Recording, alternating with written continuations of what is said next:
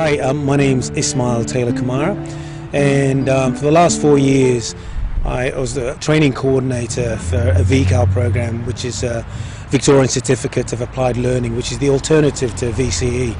So I ran that out of Pakenham and Cranbourne.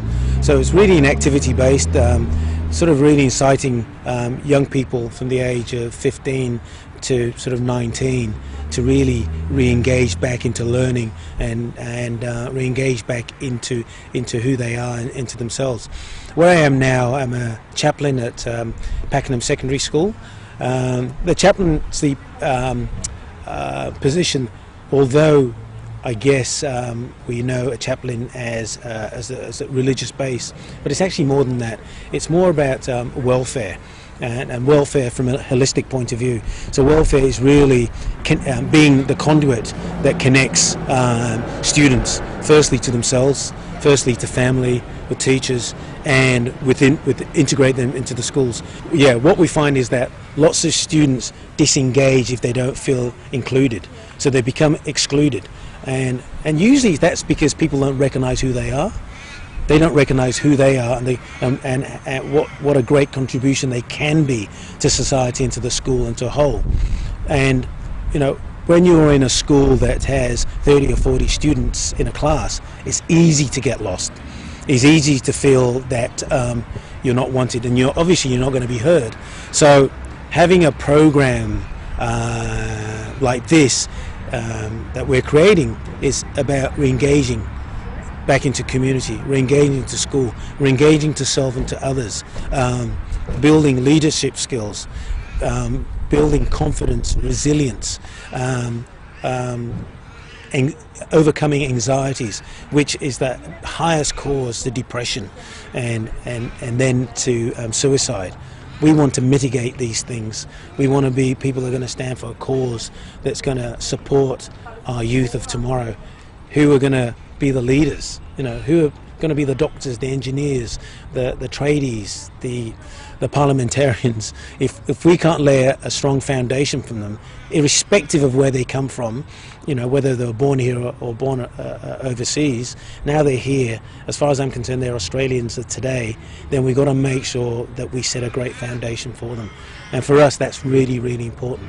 So we're creating a program that's going to give them phenomenal options, great outcomes, giving them informed choices and pathways of where they can then decide, this is the direction I want to go in, and this is what I want to do.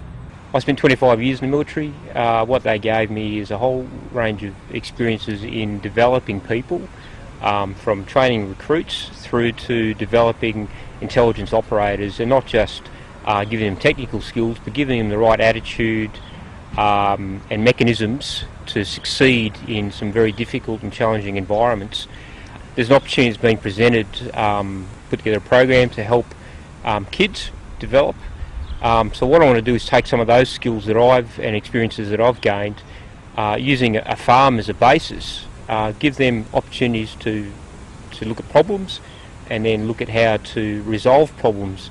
And whilst the farm provides us a conduit to do that, the key is that they can apply that problem-solving skill across their lives, take them out of that environment and apply it anywhere throughout the rest of their lives, so that they're not considering that they don't see themselves as being stuck in insurmountable problems. They can look at a problem, develop a solution, work with people, use skills like leadership, teamwork, identification of resources, and really find their own pathways to success in life. So I take a proven methodology, I apply it to kids through some repetition of process and some of the methodology and the training, and we get, hopefully at the end of it, a product where a kid's keen to engage and keen to succeed in life, rather than what's currently occurring in our society, where we're seeing kids resigned to their fate of intergenerational welfare. In a society that we live in now, where we have access to everything, drugs and alcohol, it's a plethora. It's everywhere. You know, we can drive into a bottle shop, we can drive through a bottle shop rather. There's access to cheap drugs now. It's rampant in some parts of society, not just in inner city, but in countryside. So a program like this really gives kids the option and builds up the as I said before, the resilience and the confidence to turn around to mates and go, actually, I've decided that my choices are, I don't want to do this. I want to go further with my life. If I do this, it's something that's going to impede my progress. And that's really, really powerful for a 14, 15-year-old, 16-year-old to turn around to a group that he's been hanging out with since he's started primary school. So really the program is building that inner strength and that attitudinal change that